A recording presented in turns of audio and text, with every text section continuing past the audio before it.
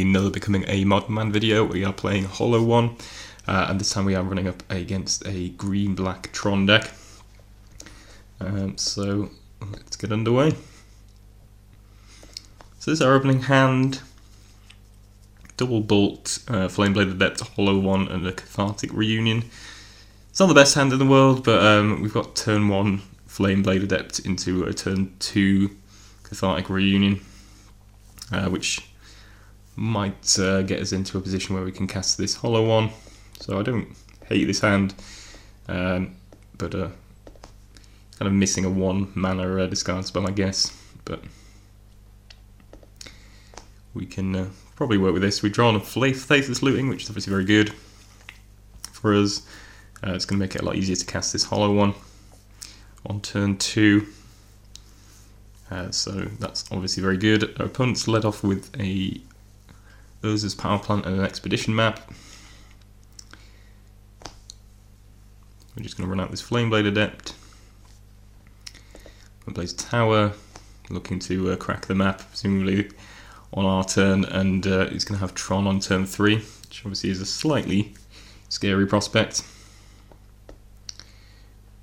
Just going to face this looting here with maximum information. Draw into a fetch land and a Fiery Temper. I think we're just going to pitch one of these lands and probably the Fiery Temper. I went with the Lightning Bolt instead. Just don't think it makes a huge amount of difference. Though if we are looking to Cathartic Reunion on turn 3, we might be able to actually cast the Fiery Temper from this position. So our Adept gets pumped up to 3 power.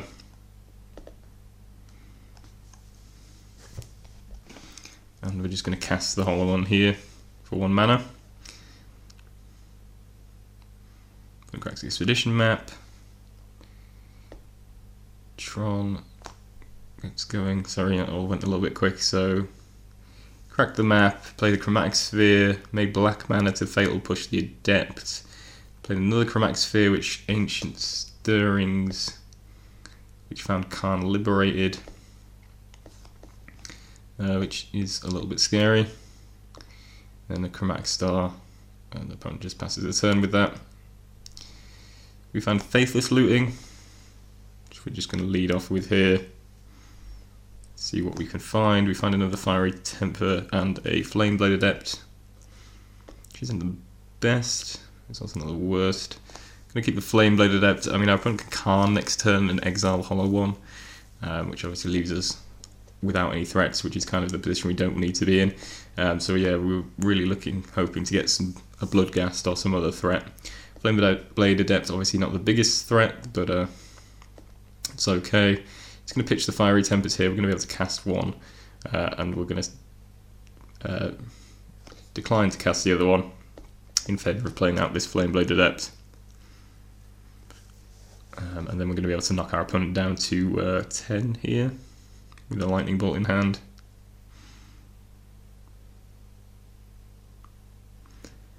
Some of us Chromatic Star, Sylvan Scrying, finding, I think, Sanctum of Ugin.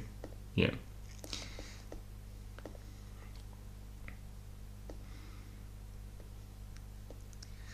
And I believe he has a Wurmcoil engine here, which is a really bad card for our deck to run into. Very difficult to run through, and obviously lifelink is pretty huge. So we draw Burning Inquiry. So kind of our only hope here is our opponent can't block the Flameblade Adept thanks to Menace. So we're kind of hoping to, I guess, hit as hard as we can with the Flameblade Adept, and then maybe we'll have some burn left over or something. And we're just kind of hoping that works out. So this goes pretty well, not to spoil anything, but it does go pretty well. We've Burning Inquiry, and we end up with these 2 cards, the Street Wraith and the Faithless Looting, obviously both of which can help pump up our Flameblade Adept. So we've managed to get up to 4 power with the cycling the Street Wraith. We can get it up to 5 power. And the Street Wraith finds Burning Inquiry. So we can now actually Faithless Looting It doesn't really matter what the other two cards are. Just going to pitch those, which gets our Flame Blade up to 7. And then we can Burning Inquiry. We're going to pitch all the cards straight into the graveyard, but we are going to be able to get up to 10 power on our Flame Blade Adept, which is pretty crazy. Yeah, that wraps up the game. So yeah, a pretty tight one, but we managed to get a pretty insane amount of power on our Flame Blade Adept to manage to pull out the win. Otherwise, I think we would have almost certainly lost the game from this position with the Wurmcoil engine in play. Would have been very difficult at the very least to win from that position. So yeah, went really well and a pretty exciting finish to the game. So fairly rare that you can get the Flame Blade Adept that big, but we had a fairly lucky turn of draws. This is our opener for game 2.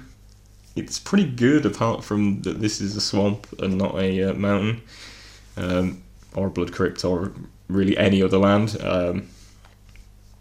Yeah, I thought about keeping this potentially.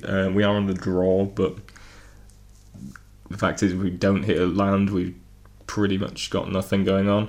So I ended up mulliganing this, being, taking the sensible route. This sounds pretty decent. We've got Street Wraith, Burning Inquiry, Bloodghast, and Hollow One.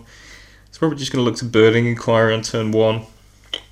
If we don't discard the Hollow One, then we'll be able to cast that, and we might be able to get this Bloodghast into the graveyard as well, which will be pretty good. We see a Burning Inquiry on top. I think I top that, just so we've got another discard outlet in hand if the Burning Inquiry doesn't go well. That leaves off with Urza's Mine and Expedition map, which is a bit of a trend for Tron decks. So it looks like he might well be on for another turn 3 Tron. We've got Ancient Grudge in from the sideboard, which is actually really good in this matchup. And we can play it from the graveyard with Stomping Ground. I don't think we're going to go for a Stomping Ground here just yet, but it's something to keep in mind.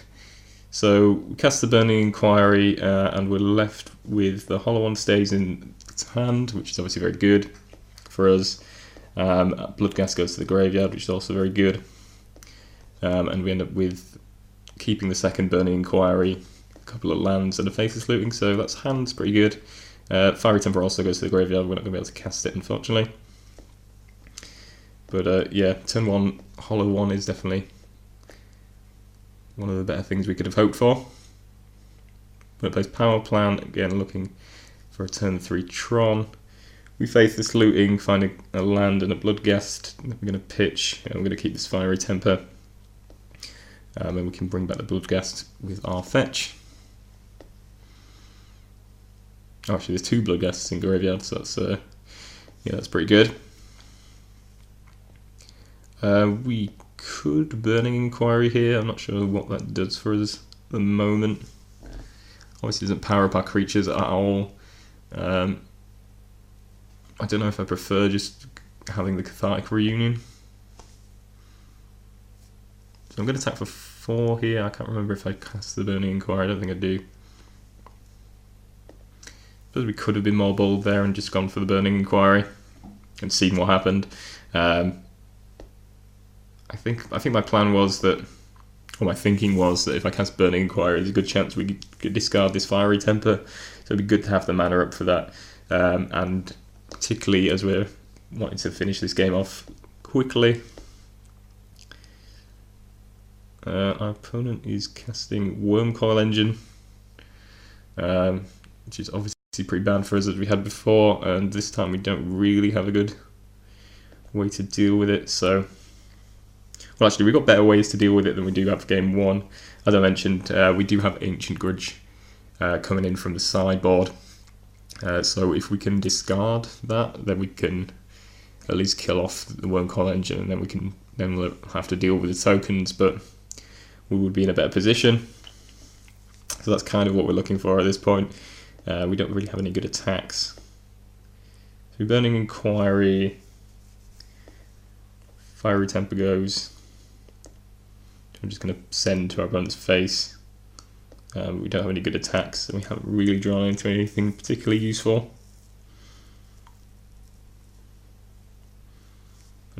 Chromatic Sphere. Sylvan Scrying finds another Urza's Tower. And I think our opponent plays Karn. Yeah. Karn from our opponent gets rid of the hollow one. And then a relic comes down as well, which is somewhat annoying. That it hasn't emptied our graveyard just yet. So I do it for the Cathartic Reunion. Scanning Call to the Nether World and a land. Get to cast Call to the Netherworld to get back Street Wraith. Drop 3 cards. We found a bunch of threats, which is good. But unfortunately, we still can't use the Ancient Grudge. So we're gonna have a cast Hollow one here for 1, or we can cast the Hollow one and the Gurmag Angler in the same turn if we cycle this Street Wraith, but it does put us down to 6, which forces us to have a blocker for this Wurmcoil engine. So it's an awkward position, but given that our opponent's got a relic, this Angler is looking like it would be less useful next turn. There's a good chance our opponent's going to empty our graveyard, so we definitely want to cast the Angler.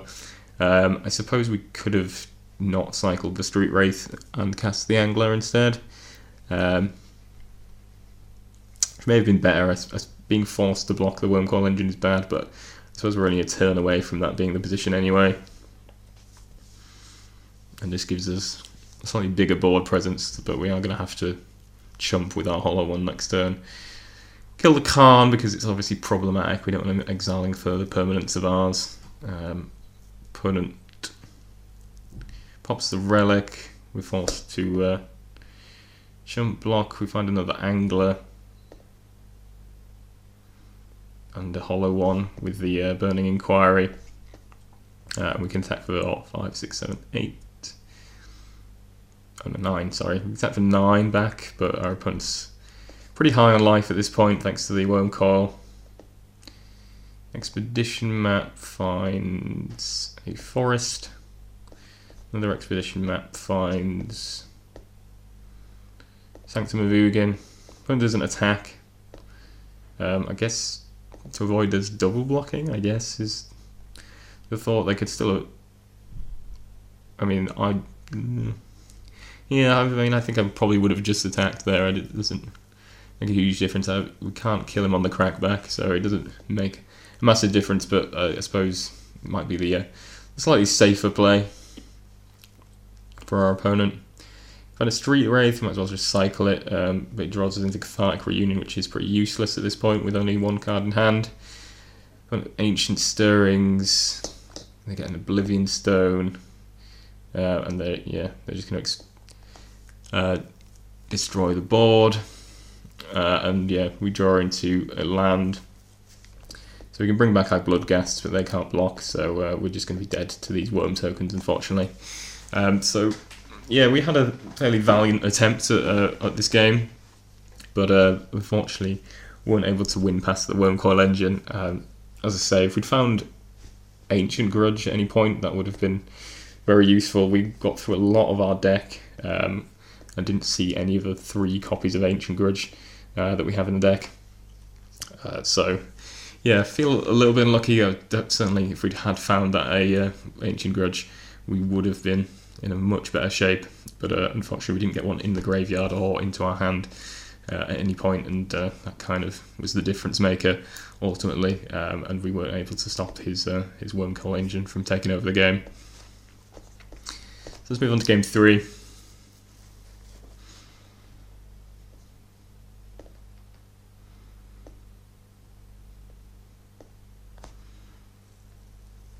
Okay, so this is our opening hand. It's pretty good actually. It's only a 1-lander, but we've got Flameblade Adept, and then we've got Inquiry and Looting in hand. Good chance we can cast a turn 2 Hollow one, or we could even try for a turn 1 Hollow one if we feel particularly greedy. But I think we're probably going to just look for the turn 1 Flameblade Adept. and then see where we are after probably Faithless Looting. So our opponent, we also have Ancient Grudge, which is one of our sideboard cards, which is obviously very good. Another good reason to keep this hand. So we find our second land, which is really good for us, although there was a good chance we would have found it using Faithless Looting, or Burning Inquiry, I guess. So yeah, our opponent's Urza's Mine into Expedition map, which has been their opening play in all of the matches. Fortunately, this time we have an answer to it. We can Ancient Grudge his Expedition map, which hopefully should see him off a Tron on turn 3 and give us that little bit more time. We'll take up our second turn.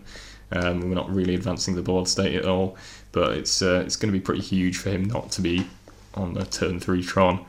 So yeah, our opponent plays Blooming Marsh, which obviously indicates that that Expedition map was pretty important. Chromatic Star is going to cycle into an Ancient Stirrings, which is going to find Relic of Progenitus. So we just want to be wary of that. He might be looking at emptying out graveyard shortly. We've got Faithless Looting here. Find second Ancient Grudge, which again, very good in this matchup. Bloodghast, but with no land to cast it.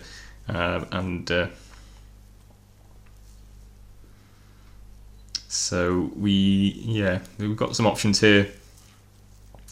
I think we're probably just going to discard Bloodghast and either Fiery Temper or Lightning Bolt. I think Fiery Temper, and we're not going to look to cast it here. I think we're just going to look to play our Hollow One here for 1 mana, just so we don't end up throwing away one of our fairly major threats. And yeah, we're putting a lot more pressure on our opponent, so we're going to be able to attack for 3 here. Oh wait, did we discard? Okay, wait, so we cast Hollow One.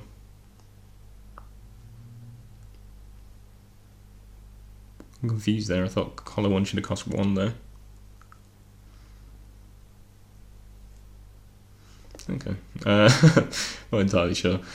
So yeah, here we have the opportunity to cast Burning Inquiry if we so wish, but I mean, I'm fairly happy with our hand. We've got a Bolt, so we can hit through the last points of damage if needs be. We've got Ancient Grudge, which is really good for us, and obviously we don't really want that to go into the bin. If our opponent can clear out all of our Ancient Grudges with that relic he has, then I won't be terribly happy. We do miss out on 3 points of damage by not casting the Burning Inquiry this turn, but I think I prefer just keeping this hand. I'm pretty happy with our hand and the position at the moment anyway.